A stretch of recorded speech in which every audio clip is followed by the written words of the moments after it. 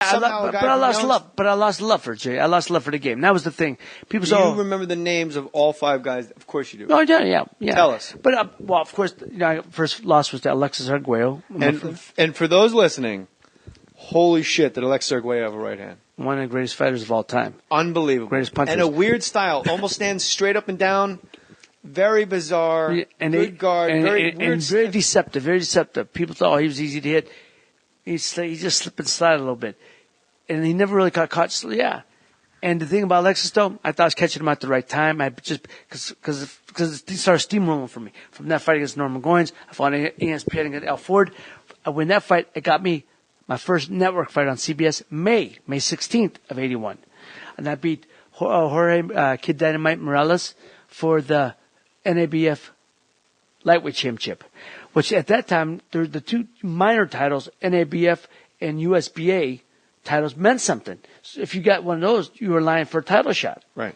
So you knew after beating that Kid Dynamite. Yeah. Then I defended it one time in July. I fought May. Now this is July, and I defended against Jose Luis Ramirez from Mexico, who's ranked number 3 in the world, and he just got done fighting Alexis, and he lost a 10-round non-title fight in Miami by split decision. That's Arguello's hometown. So he's fighting in Arguello's backyard. Right. So I thought it's a real guy you're fighting. Oh, right, yeah.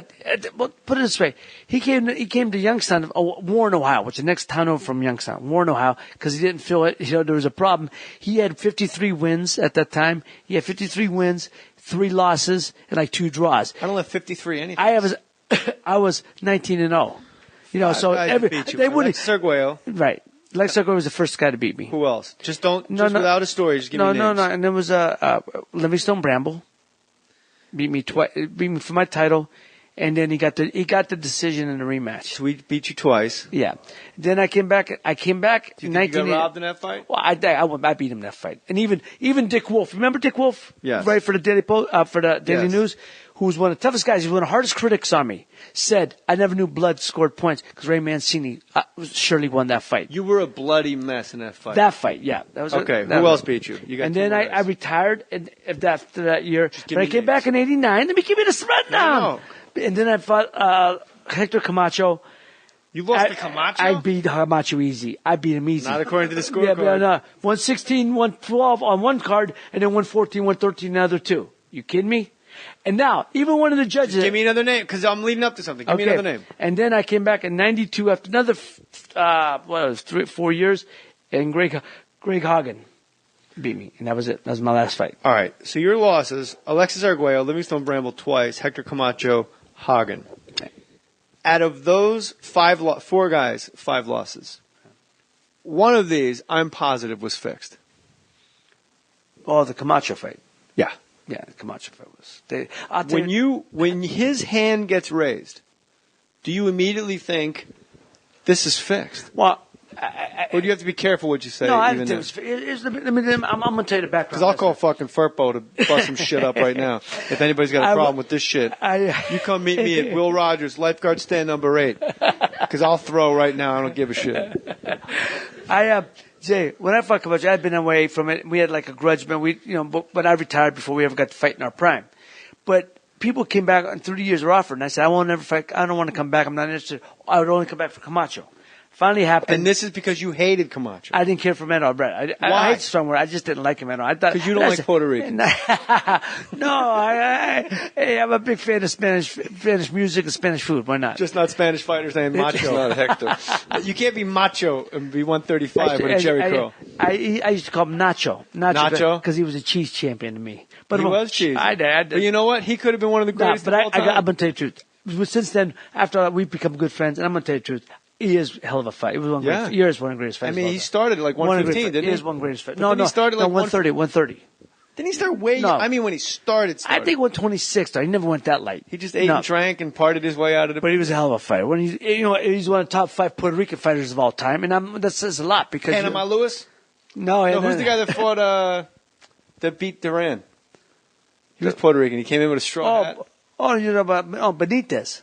What about Trinidad? But Camacho did beat Duran later on. They're both about They're both about 50 pounds over their weight, but Camacho got Duran.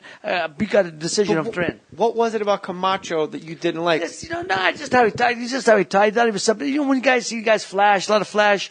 And I used to watch. We used to train in the same gym once in a while. He'd come down and train.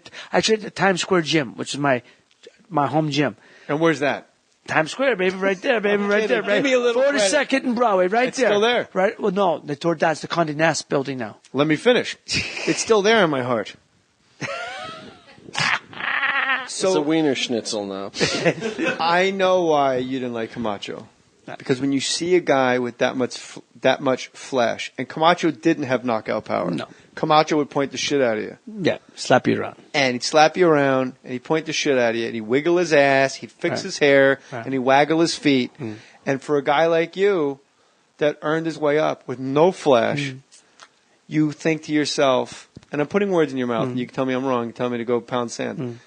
You go, that's not the way it's supposed to go, and I'm going to fix it. And he's the guy that started all that frilly shit on your trunks, too, I think, Hector. Yeah, right. Nobody else was wearing that stuff at the time. I know. He started it. Yeah, he started wearing that stuff. So am I right that you... No, you're right. You're right, as a people's champion, like a Ray Mancini... I'm careful how he acted in you the don't ring, like it. And as a guy, like you really are a guy that you were hungry. It wasn't a way to get out of the ghetto. No. It wasn't a way, to get reconnected with your father who you never knew, and everybody was on crack. For a guy that just loved the art, the science of boxing... There's a right way and a wrong way. That's right. And you thought he was doing it not only the wrong way, but you thought he was disrespecting the sport that gave you so much. My man, he got it down, man. You got it down. That's why I was so clipped with you earlier. Like, no, I'm leading up to something. No. Now, Livingstone Bramble, I don't know if that fight was fixed, but I do know one thing. It's hard to beat a guy that practices voodoo. He was one of the scariest, weirdest guys I've ever watched fight. And I have a Livingstone Bramble story for you. Well, funny story about Livingstone. He won last comic standing. No, sorry, go ahead.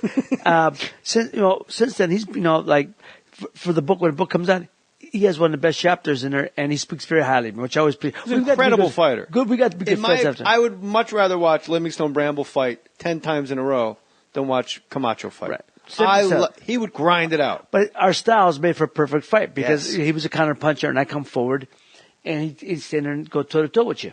I used to run around Verona Lake in Verona, New Jersey when I wrestled in high school. And Herschel Walker was in the USFL for the New Jersey Generals. And every day we'd run in opposite directions. I'd go counterclockwise, he'd go clockwise. It was about a 3-mile run. And did you guys ever switch? No. Okay. I always went counterclockwise. Okay. I was trying to turn back time and get my childhood back. Here's the thing. We agreed. He said, man, we should pass each other. We should all run together. So we start running in the same direction. One day, him and I, it's after Christmas, so it's got to be January. And the snow on the ground, it's cold as balls, and we're jogging. And a guy comes towards us. We thought it was a child, like a runaway. No shirt on, running towards us with this weird scarf. And we clockwise or counterclockwise? At this point, he was going. I think I probably acquiesced to Herschel. Okay. And so now we're running clockwise. Just curious. Just getting the facts straight. Look at these 90-cent words he's using. Yeah. Jesus. So from far away, we think there's a runaway child from Bloomfield or somewhere it gets closer and closer. Little black guy, about 5'5", built like a brick shithouse, like one of the most beautiful bodies you've ever seen, goes by. No shirt on, sweatpants, boxing shoes, and a fucking boa constrictor around his neck. And I go, what the fuck was that? And he goes, that's Livingstone Bramble. Livingstone Bramble would run from Newark, New Jersey, up Bloomfield Avenue, go to the park, go around it, and have to get back before his boa choked him out. How the fuck are you going to outlast a guy like that? Jesus. Now, have you ever run with livestock around your neck? Have you ever trained with animals? Well, how far was that? That's probably a 10-mile run. Jesus, man. And he'd leave the house, and as soon as he leaves the house, that snake starts choking him out. Like, man, it's cold. Bro, I'm telling you, when I tell you it was like, if it was... Are you sure it was a real snake? No. I'm not sure if it was a real snake. I don't think so. But I remember anytime I saw him fighting, he just scared the shit out of me like he was wasn't he Jamaican? No, he was from St. Croix. What did I say? Jamaican. He was. I thought I said St. Croix. But the point is that an island too? That's an island. Break my balls over? Man. Yeah, man. All right. So's England. And all right. And, So you really, when they say, and the winner was it a unanimous decision, Camacho? No, split. I told you one judge made me 116 and 112. I'm going to tell you a story about the Camacho. That's what I'm telling you. You asked about it fixed. 116, 112, the other two, 114, 113. Now. Hold on. I don't think the listeners caught that. You're going fast because. 116, 112, I win. 116, 112 for you. Right. On one judge. One judge says you won the fight by 4 handily. rounds. By 4 rounds. 4 rounds. Easy. That's a handy win. The other two have it. 114, 113 for Camacho. That's an eyelash. That's right. 1 round difference in the cards. These two guys. Now, all three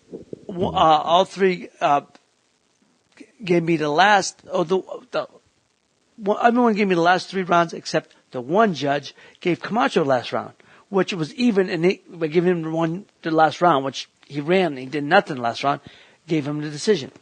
Were you thumping him? Oh, he ran all night. I mean, it wasn't a great fight. It was a good fight because all he did was run and hold and clutch grab. They asked Mills Lane. They said, Mills. And that's all there is to it. Yeah, and Mills, they said, who do you think won the fight? You're going to Mills Lane? Yeah, I know you could do that. They said, who do you think won the fight? And Mills said, I'm not gonna second judge the judges. That'd be Bush. He said, but if Mancini ain't in there tonight, there ain't no fight. So he said it without saying it. Yeah. Now, cut to one of the judges. I've become good friends with him. And one of the judges that had it for Camacho. One of the judges that is Camacho. Okay, who will remain nameless. Well, I'll think so that I remember his name. We get a lot of names in this podcast. And we've gotten to be good friends. And since then, he comes to L.A., and every time he comes to L.A., he calls me, and we get together for lunch and everything. And the first time he did it, he said, What'd you say? If I was him, I'd make him pay every time. he said, when the first time he said, look, he said, yeah, I mean. He brought it up or you brought it up? He brought it up. He said, that's fishy right there that a judge goes, hey, nice to see you. Listen, about that fight. He says, I got to tell you, I was a little nervous because I know people threatened guys from Youngstown were threatening me, telling me the guys from Youngstown were going to come Youngstown, by the way, is a huge mob town for those of you not familiar with Youngstown. But and my guy's from Chicago, but he said, man, guys from Chicago even give me grief. He said, Chicago's a big mob town too, Dan. Is it? Here's what he said. But here's what I told him, look, you know it was business, I know it was business. You did business. I understand that. He said, well, going back and looking at the fight now, he said, yeah, you won that fight. He said, but at the time, I said, please, you ain't got to tell me that. We know. And it's not making you feel any better. No, it ain't. It makes you feel worse. Jay, this is a true story here. About a month after the fight, I get a call from a friend of mine who's actually the president of Sahara Hotel. He says, what are you doing? Can you come in and see me tomorrow? Can you fly over? I said, sure. He said, I want to talk to you. I fly over the next day. We go to lunch. He says, I just want to let you say, you know what happened, don't you? Stop. He said, with the Camacho fight. So what are you talking about? He said, we all know you won the fight. You won it. He said, but you couldn't get the decision. So what are you talking about? He said, and this at the time, I was a 3-1 dog. He said, there was so much money bet on me. 3-1 underdog. Right. And there was so much money bet on me. When Camacho got the decision, they rioted the town. People were already. Where was the fight? Reno, Nevada. Okay. Reno.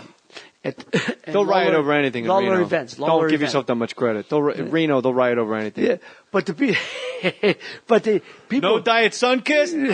Fucking do this place! But people were running to the casinos a lot of time when they weren't here for the decision. When they wouldn't pay them, they said, no. People said, you're lying. And they actually, in the casinos, they were in fights. It was bad. I found out, they said, because there's so much money bet on me, he says, if you got the decision, it would have broke that town. It would have hurt that town. He said, now, if you had to fight here in Vegas, we could have handled it. He said, but it would have broke that town. And if you knocked them out, there's really nothing anybody can do about it. Exactly. He said, so we want to let you know, we all know you won the fight, but you couldn't get the decision. You just couldn't get it. Wow. And he says, so he says, you understand, don't you? I said, hey, look, it don't make me feel any better. Don't make it right. It is what it is. I had lunch. I went home. Did you ever? Were you ever asked to take a dive? No. Jay, those. How things, did you escape that? Because nobody. They don't. Those things, those are in old James Cagney, John Garfield movies. You know what I mean? I mean, really, they don't do that anymore. It's too sophisticated. You don't think Liston took a knee for? Liston, yeah. But you're talking about in the 80s, 90s. Now, talking about ever. No. Now it just seems way easier to touch up a judge than there it is you go. That is too sophisticated. They don't. When you ask the fighters nothing. The fighters are never alone. Every judge is on every judge is on one of the promoters, payroll. And if they don't judge it a certain way, they won't Do another So the fight. big thing about fixing a fight is someone has to benefit. Right. So in your case, the town of Reno benefited. Right. And who's behind it? You know, what a promoter was behind it that, you know. There was Only in America. No. He wasn't behind it. Well, I mean, no, he wasn't. No, he didn't promote. Who the was fight. the promoter of that fight? The promoter at the fight was a guy who's passed away. God rest his soul, Lou Falsino, who did Momentum Enterprises. Lou was the real, but he wasn't the one behind it. Yeah, I was too. going to say, does he know what's going on? No, yeah, but it got back to